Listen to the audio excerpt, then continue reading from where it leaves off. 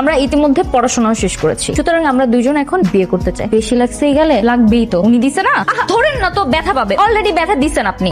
আর হ্যাঁ, আপনিও তেরা আমিও তেরা, তেরাই তেরাই ভালো জমবে। কিন্তু মেয়েটা চলে গেল, ভাবলাম ওকে একটু শরবত খাওয়াই। তোমাকে কে শরবত আনতে বলেছে? কার অর্ডার নিয়ে তুমি শরবত আনতে গেছো? তোকে আমি ভার্সিটিতে পাঠাই কি প্রেম করার জন্য? থামেন থামেন থামেন, কই যাচ্ছ তুমি? কই যাচ্ছ? আমাকে দেখে পালাচ্ছ কেন?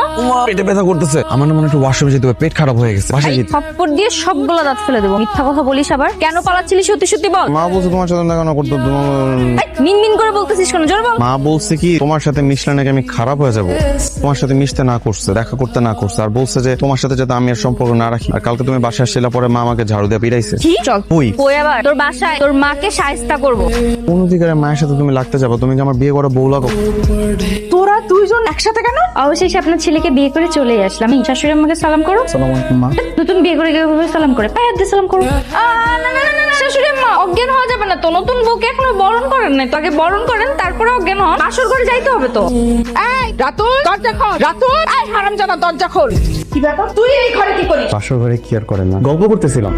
আপনি এখানে কি করেন জানেন না? আজকে আপনার ছেলের বাসররা। নির্লজ্জের মতো বউ শাশুড়ি দুইজন চলে আসছে। এই চুপ, বিয়াদব মেয়ে কোথাকার। তোর কত বড় স্পর্ধা, তুই আমার সহজ সরল ছেলেটাকে পটায় পটায় বিয়ে করে নিয়ে চলে আসছিস। আপনার এই যে সহজ সরল কেজিতে পড়া ছেলেটাকে আমি চকলেট খাওয়ানোর লোভ দেখিয়ে মজনু কাকার দোকানে নিয়ে গেলাম, একটা ললিপপ কিনে দিয়ে বললাম যে কাজী অফিসে চলো আমরা বিয়ে শাদী করে নিই। ওর হাত ধরে ধরে সিগনেচার করাই দিলাম, তারপরে বিয়ে শাদী করে নিয়ে চলে আসলাম। ভারী অন্যায় হয়ে গেছে আমার। এই যে আমি কানে ধরে সরি বলতেছি। আসলে এত সহজ সরল বাচ্চা একটা ছেলেকে বিয়ে করা ঠিক বলেন? এতে এখনো মার আঁচলের নিচে থাকবে। যাও রাতুল, তুই এক্ষুনি এই মেয়েকে এই বাড়ি থেকে বিদায় করবি। আমি এই বিয়ে মানি না। এনে না মা, ভাবি উপরালা দিচ্ছে। তুমি চুপ করো।